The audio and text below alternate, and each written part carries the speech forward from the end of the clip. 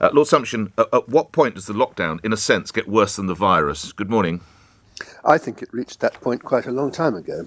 I mean, the current problem is about variants, but variants have always been a problem about viruses. They spontaneously mutate, and this is going to happen. We're not just concerned with the South African variant. There will be many other variants, and unless we lock ourselves down forever, this is something we are simply going to have to live with. There is a suggestion that occasionally, to talk about another sport, goalposts are being moved. Initially, we had to save the NHS, then we had to get the number of deaths down. Jeremy Hunt now would say that he wants cases below, he's of course the chairs the Health Select Committee, former Health Secretary, he wants cases below 1,000. Lord Sumption. Well, that seems to me to be an absurdity. We can't have zero COVID. There has never been there have only, I think the WHO says there's only been 2 cases in which an infectious disease has been eradicated entirely or virtually entirely.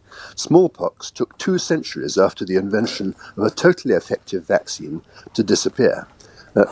Simply saying that we want to eliminate the virus altogether or to reduce it below 1,000 cases, I think, is a completely unbalanced and fanatical approach. The cost of this has got to be remembered. The cost not just in economic terms, but in human terms. You may have noticed an interesting article by the writer Linda Kemkaran recently, in which she pointed out that her mother had recently died at the age of 74 of a stroke and got COVID in hospital after the stroke.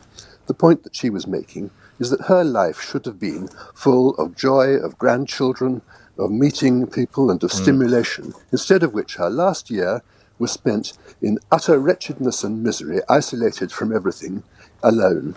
Now that is an inhuman story. It's being repeated millions of times around the country.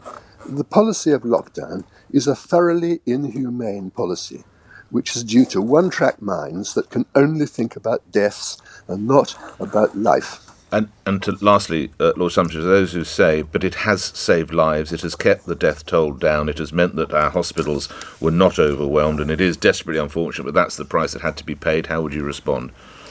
I think that it has probably saved some lives in the last 3 months. I don't believe it saved any last year. It simply deferred them to a later period.